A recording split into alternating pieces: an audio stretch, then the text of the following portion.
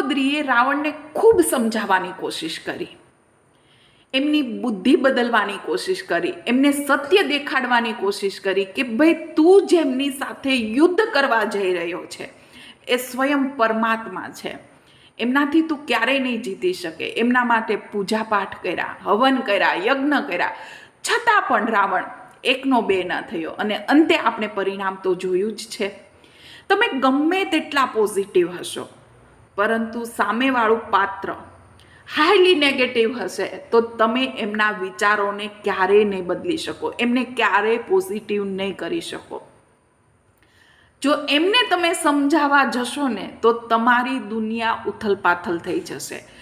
તમને જ્યારે સમજાય કે આ વ્યક્તિના વિચારો ફૂલ્લી નેગેટિવ છે, આ વ્યક્તિ ક્યારેય નહીં બદલાય, તો આવા વ્યક્તિથી શક્ય બને તેટલું ઝડપથી ફિઝિકલી દૂર થઈ જાઓ.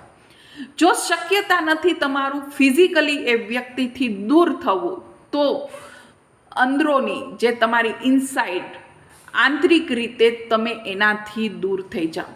એમના વિશે વિચારવાનું બંધ કરી દો, એ જે કહે છે એ સાંભળવાનું બંધ કરી દો, શક્ય હોય તેટલું એમને એવોઇડ કરવાનું ચાલુ કરી દો, એમની સામે હંમેશા ચૂપ રહેવાનું ચાલુ કરી દો, શક્ય હોય તેટલી વાતચીત ઓછી કરી દો.